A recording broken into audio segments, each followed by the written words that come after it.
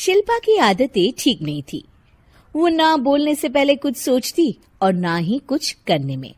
उसकी इस आदत से सभी परेशान रहते। बहन, घर पर मेहमान आए हैं और शक्कर खत्म है, थोड़ी शक्कर दे दो, मैं बाजार जाऊंगी तो ले आऊंगी। अरे शिखा बहन, तुम तो माफी करें, जब देखो तुम्हारे घर में कुछ न कुछ खत्म ही रहता है। अरे शिल्पा, चिल्ला क्यों रही हो? कहा ना घर में मेहमान बैठे हैं, सुन लेंगे। सुन लेंगे तो सुन ले, तुम लोगों की मांगने वाली आदत तो बंद होगी। अच्छा शिल्पा, ना दो शक्कर, लेकिन बात तो अच्छे से करो। एक कटोरी शक्कर के लिए तुमने मेरी बड़ी बेइज्जती कर दी। शिल्पा बड़बड़ाते अंदर चली जाती है तो शिखा भी घर चली जाती है। माँ, क्या हुआ? अरे कुछ नहीं बेटा, पता नहीं कहां कहां से ऐसे पड़ोसी आ जाते हैं, जब देखो तब कुछ न कुछ मांगने के लिए घंटी बजाते हैं। अब घंटी बजे तो दरवाजा ना खोलना। पता नहीं माँ की ये आदत कैसे बदलेगी, किसी को कुछ भी बोल देती है, बोलने से पहले सोचती भी नहीं। शिल्पा की ये आदत दिन ब दिन बढ़ती ही जा रही थी। एक दिन शिल्पा के दरवाजे सब्जी वाला आया। सुनो भैया, मुझे ये भिंडी, टिंडे, लौकी और आलू के साथ 1 किलो प्याज दे दो। जी बहन जी। वो एक एक कर सारा सामान पैक कर देता है। कितने पैसे दूं? 220 रुपए पूरे। अरे इतना महंगा नहीं। हाँ, मैं तो सिर्फ 150 दूंगी। नहीं, पैसे तो पूरे लूंगा, नहीं तो सब्जी वापस कर दो। ऐसे कैसे वापस कर दूंगी? मैं तो एक भी सब्जी वापस नहीं करूंगी।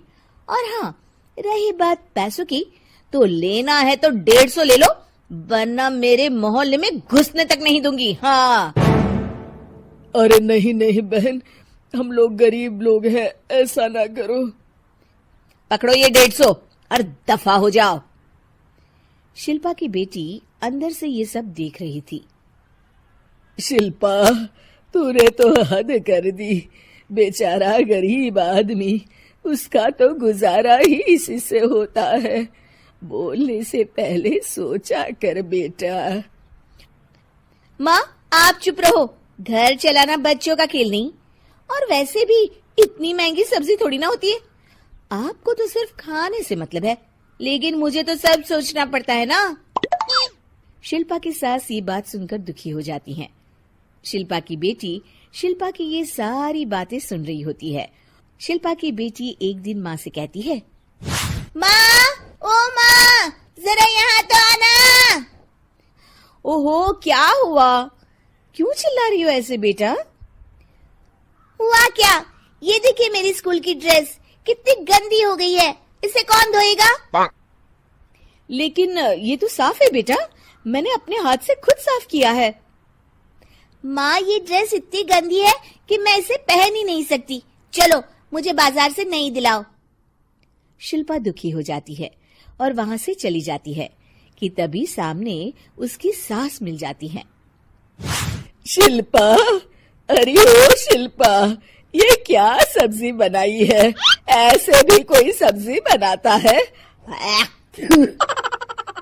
शिल्पा सास की इस हरकत से सख्ते में आ जाती है। अरे माँ को तो मैं जो बना दूं उन्हें वो पसंद आ जाता था, फिर आज वो ऐसा व्यवहार क्यों कर रही हैं? शिल्पा कुछ समझ पाती कि थोड़ी ही देर में उसका पति आ जाता है। अरे शिल्पा, ये क्या है? क्या हुआ आपको? ये मेरी अलमारी पूरी अस्त व्यस्त है, तुमसे कोई काम नहीं होता है। सारा दिन पता नहीं क्या करती रहती हो। अरे मैंने तो सारी अलमारी साफ रखी है। इसे तुम साफ कहती हो? ये तो पूरा कूड़ादान लग रही है। शिल्पा परेशान हो जाती है और समझ नहीं पाती है कि उसके साथ क्या हो रहा है। शिल्पा अकेले कमरे में जाती है और जोर जोर से रोने लगती है। तभी वहां उसका पति, सास और बेटी आ जाते हैं। शिल्पा उन लोगों को देखकर और जोर जोर से रोने लगती है।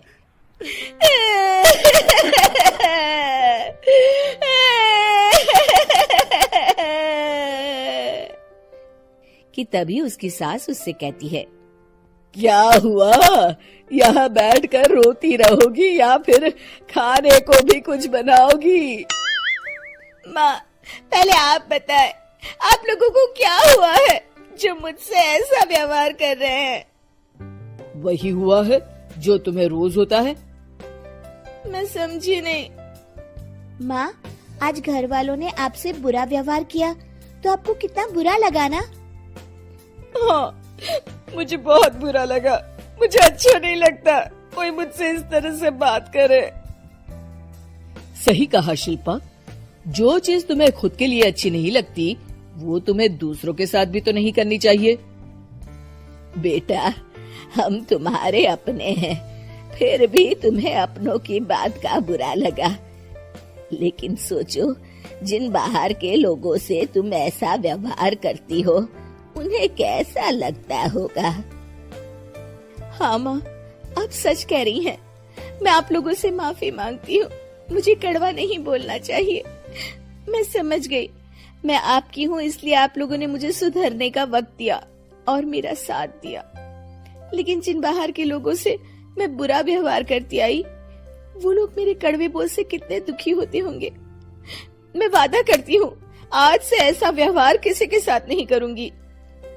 सीख, हमें दूसरों के साथ वैसा ही व्यवहार करना चाहिए जो हम खुद के लिए अपेक्षा करते हैं।